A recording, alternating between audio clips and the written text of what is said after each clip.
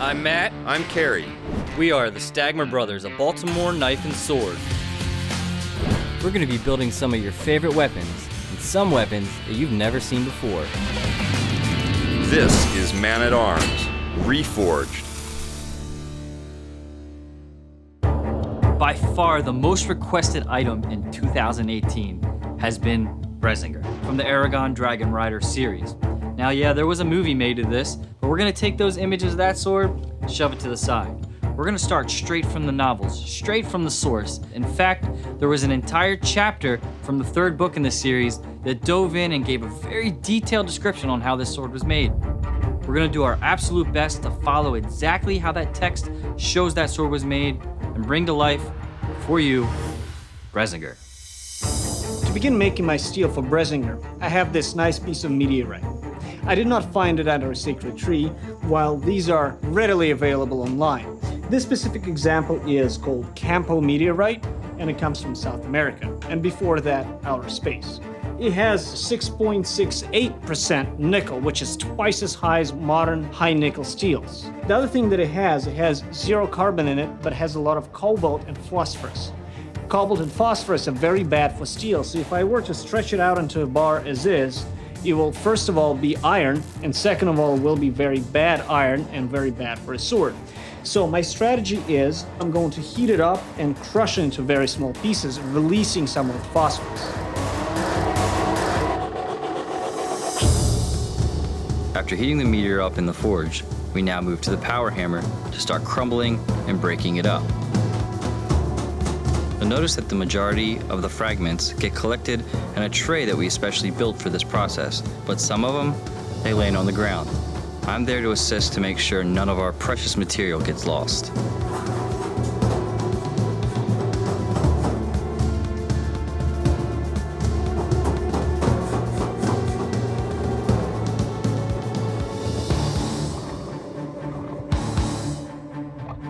This is a hearth remelter. It refines my material. What's going to happen here is the iron and nickel will be heated up, and the phosphorus and cobalt will start leaching out and escaping.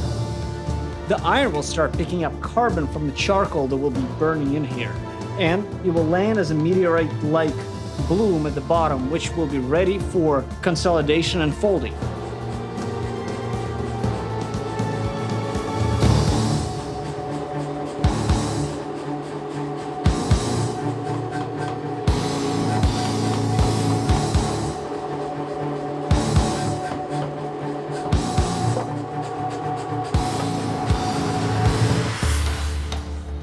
I've recovered the most usable pieces of refined meteorite and stacked them on the paddle.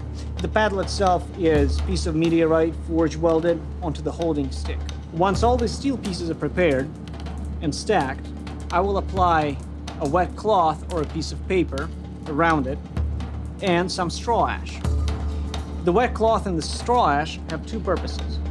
The first one is to prevent immediate decarburization. Remember, primitive steels lose carbon very fast as soon as they are heated up, as they are very porous in structure. Once clay slurry is applied on top of the straw ash and the paper, it creates a ceramic box around your billet so it doesn't lose material as it's moving around in the fire. The clay, as it melts under high temperature, acts as flux, very similarly to the way you see us applying borax. All in all, this whole setup is a very smart way of going about in producing good quality steel. After stacking his selected pieces of bloom, Ilya will take them to the Bradley to cut this stack down and begin folding on the anvil. At this stage, the meteorite still will contain a lot of phosphorus, which is detrimental to the steel itself, and you will see that it will start trying to collapse and shred on me, even with the lightest of the blows. So, I will not be using meteorite for the entire sword, and I will laminate it with another material later on, which is arguably better. However, nickel, when you etch it, produces a very, very bright surface, mirror-like polish, and that is why in the book specifically, meteorite steel is called bright steel.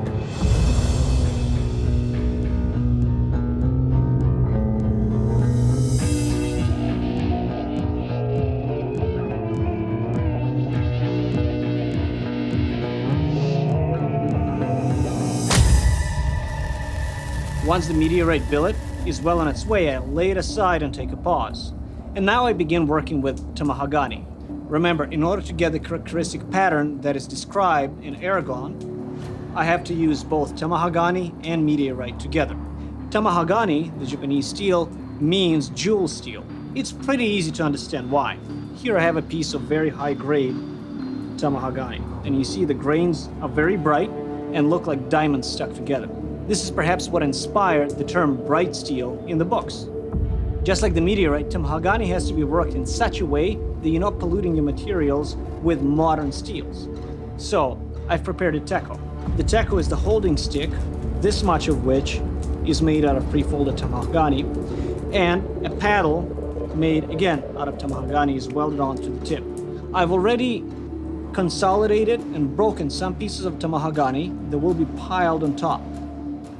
And after I process, consolidate, and square out this piece, it will be the very top.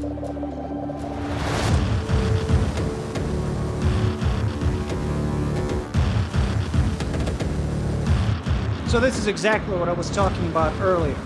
You saw in one heat, the entire ingot of tamahagani is being reduced into a square bar without almost any major pieces breaking off at a heat that is relatively low. And that is possible because it has virtually no phosphorus or sulfur, meaning it is a very good steel to begin with.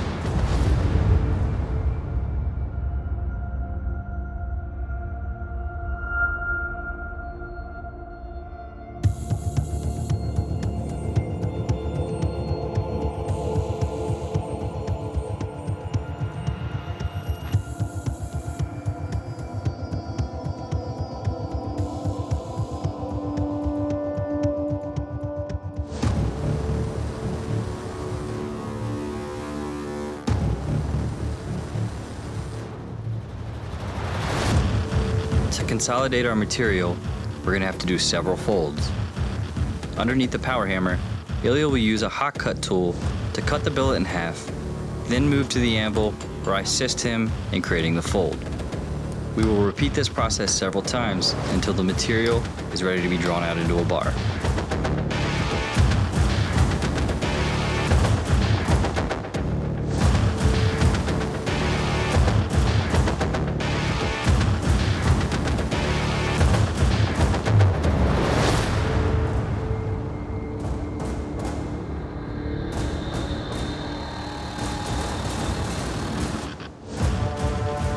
With both the meteorite and the tamahagani now consolidated, it's time to join them as one. Ilya's going to place both pieces of material in the forge weld them together. He's then going to hot cut and fold them a couple times to gain more layers, and then it's time to draw them out into his bars, twist them, and those bars will become the core of the sword.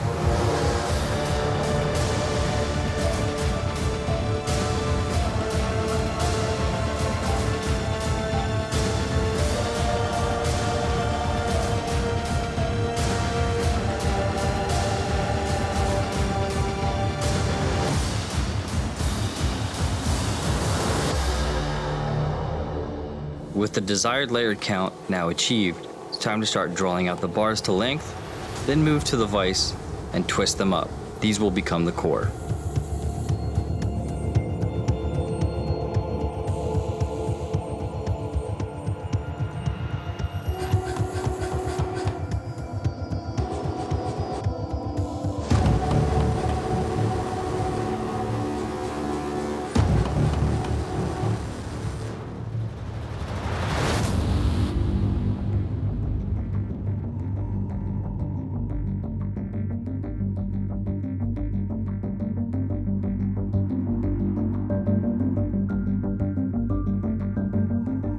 With the central core now formed, it's time to make the wrap that goes around that creates the edge of the sword blade.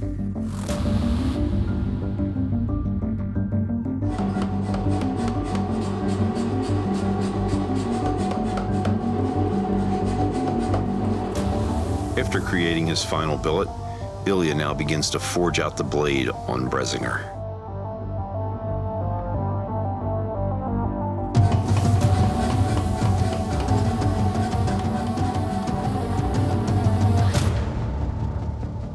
Ilya now uses a special mixture of clay as a refractory to go over the center of this blade. You'll see him put in small lines down the sides. As he does this, it will create a hamon the same way it would for a Japanese sword.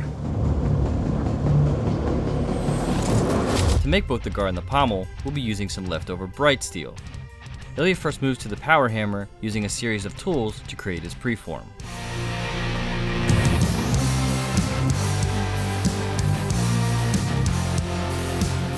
He'll then move to the anvil and do some hand forging. In the book, it just describes the guard as being a downturned piece of metal. Ilya's decided to go the extra mile and make the guard terminate in talons. With the base of the guard now forged, it's time to add in our tang slot into the center of our guard. Ilya's going to use a punch and a drift to create the desired hole. The pommel is described as having 4 claws holding the blue gem. To create that, I'm going to make 2 slices with the angle grinder. That will divide our pommel material into 4 equal quadrants that Ilya can then forge out into our 4 claws. With the pommel material now heated up to proper temperature, it's time to move to the anvil using a hot cut tool to spread our material equally. We then use the corner of the anvil to finish it out. At this point, all 4 tines are bent out, and Ilya can move on to tapering them out into his claws.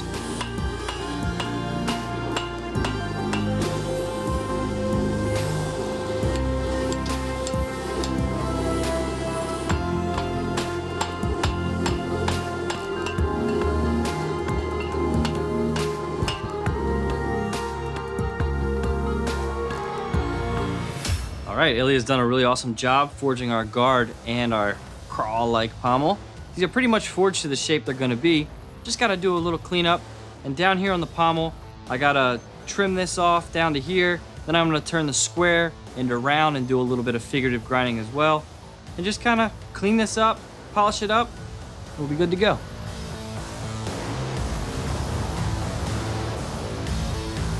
Once the guard and the pommel are cleaned up on the sanders, we'll then be etching them to show a pattern and then baking them in a kiln to get our desired blue colors. All right, at this point, I'm almost done the last bit of polishing that I can do on these machines. After this, it's gonna be all traditional polishing by Ilya, done by hand. So I'm gonna move to a 600 grit, do my very last step, and hand it off to him.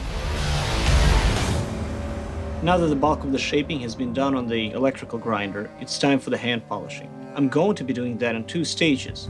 The first stage, I'm going to use the artificial stones and the first of the Nagra stones, the Chu Nagra. This will prepare the blade for etching. Etching will bring out the true form and beauty of the meteorite contained in the blade. I've been waiting a long time for this episode. The reason is, it combines the 2 traditions of Japanese and Western smithing as well as polishing. And this is my great opportunity to disabuse a lot of misconceptions about both traditions. Western sword making involves folded steel, involves smelting. For example, the Corsican tradition of sword making and blade making involves most of the same steps as the Japanese smithing tradition. The other misconception is that Western swords were made from monosteel. That was not true up until the 18th century or so. Before that, the way you just make steel is by making bloom steel and folding it. The third misconception is that Western swords did not involve the combination of hard and soft steels.